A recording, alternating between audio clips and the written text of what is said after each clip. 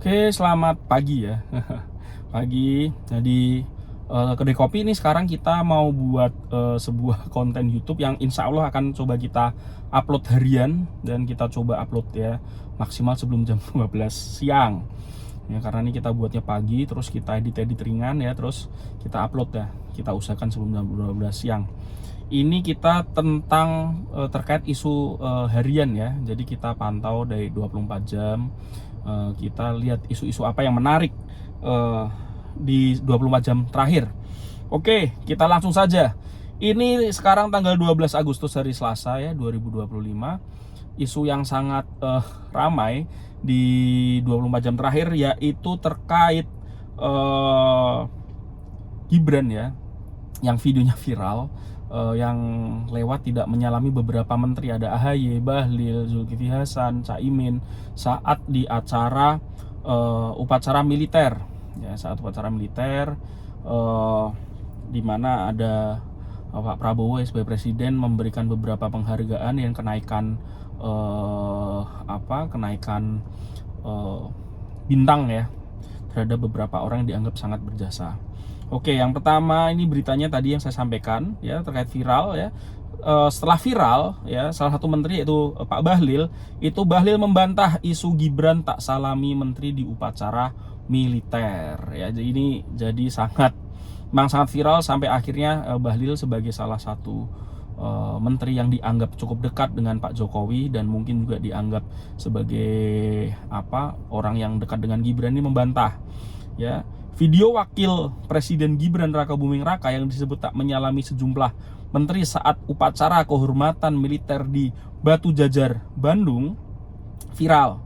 Dalam rekaman Gibran terlihat hanya menyalami beberapa pejabat seperti Jaksa Agung, Kepala Staf TNI, ya, sementara beberapa menteri seperti Menko AHY, Caimin, Zulhas, Pratikno dan Menteri ISDM Bahlil tidak sempat disalami. Sehingga ini menimbulkan tanda tanya tuh di netizen, di masyarakat ya. Lalu media-media besar ya juga melakukan posting ulang video itu. Ada Kompas, Tempo, Republika, banyak sekali media melakukan post ulang saat momen-momen Gibran tidak menyalami menteri-menteri itu. Wah, itu sangat ramai, sangat viral.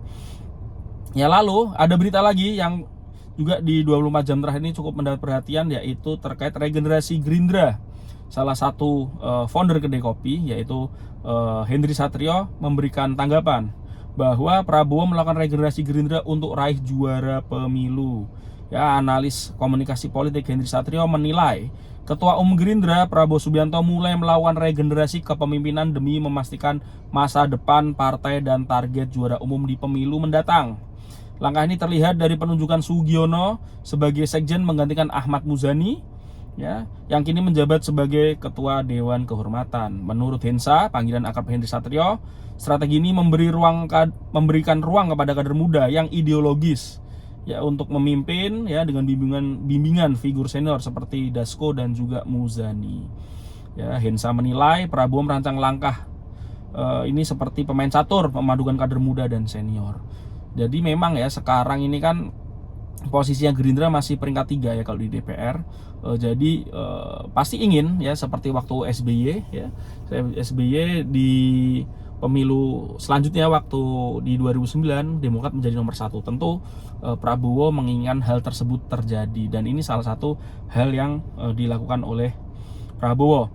Selanjutnya, Tom Lembong melaporkan hakim ke Komisi Yudisial demi perbaiki sistem hukum. Nah, lalu juga ya ini Tom Lembong melaporkan hakim yang memvonis 4 tahun 6 bulan 4,5 tahun ya. Tom Lembong menganggap langkah ini untuk perbaikan hukum. Lalu juga berita selanjutnya masih terkait Tom Lembong. Setelah menerima laporan dari Tom Lembong, KY memprioritaskan laporan Tom Lembong terkait hakim yang memvonis Tom Lembong. Komisi Yudisial ini menerima laporan ya terkait putusan-putusan atau ada terkait perilaku dari hakim yang dianggap bermasalah. Lalu masih terkait KY mengumumkan 16 nama yang lolos seleksi Hakim Agung dan Hakim Ad hoc HAM 2025. Ya. Ada banyak sekali nama ya untuk kamar pidana. Di sini ada Alimin Ribut Sujono, Anas Mustaqim, Julius Panjaitan, Suradi. Untuk kamar perdata ada Enid Hasanuddin, Heru Pramono. Kamar agama ada Lailatul Arofah Muhayah. Kamar tipikor ada Agustinus Purnomo Hadi. Kamar tun ada Hari Sugiarto. Kamar tun khusus pajak ada Budi Nugroho. Banyak. Nah, kita lanjut ya, Nasdem kemarin habis melakukan rakornas ya, salah satu poin yang ditekankan oleh Nasdem yaitu Nasdem menolak putusan MK untuk memisahkan pemilu nasional dan pemilu daerah. Itu masih digaungkan terus ya oleh Nasdem dan media-media yang berada di bawah media group. Ya, ini cukup ini juga kan katanya kan mungkin Pak Prabowo juga ya, kalau menurut kata Jimli Asidiki ya, nggak terlalu happy dengan putusan MK itu.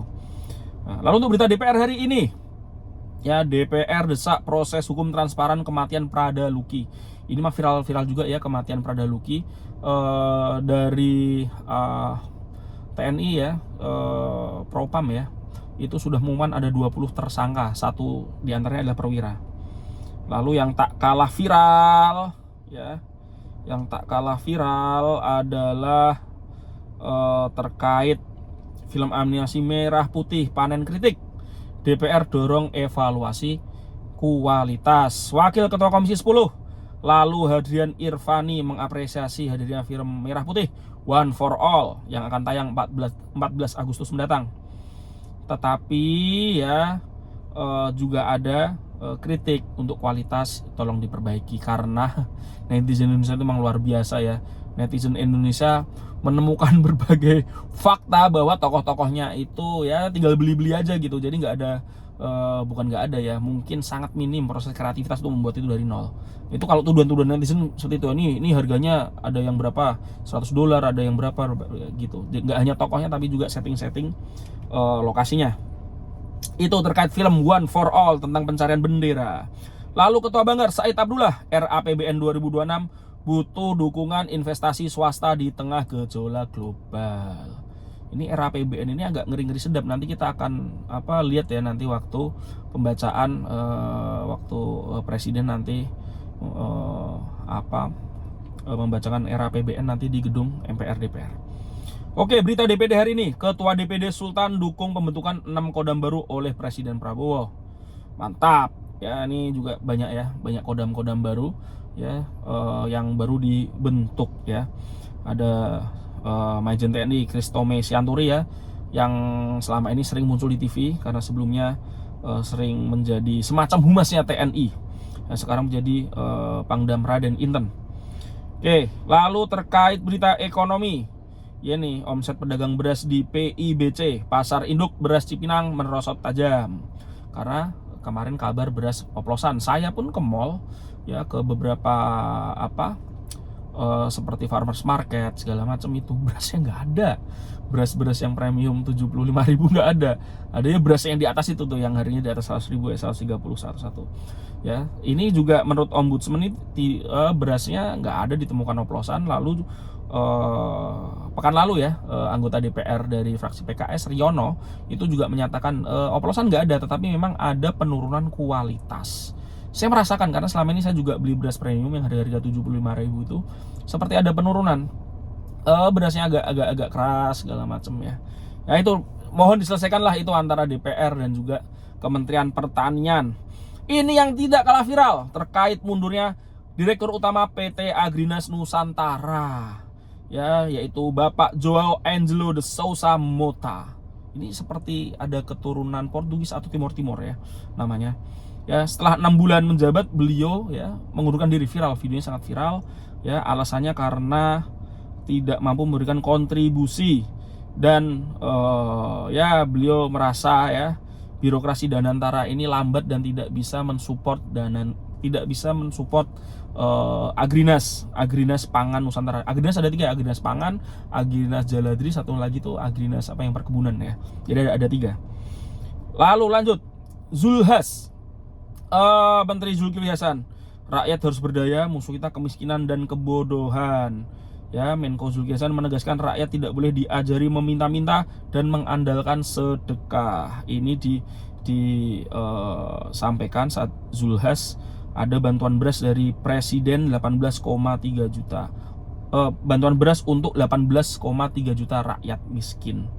Ya, Zulhas ini juga ketua harian Koperasi Merah Putih ini keren ya, dia di zaman Jokowi dipercaya, zamannya Pak Prabowo juga dipercaya, luar biasa. Kita lanjut ke BMKG.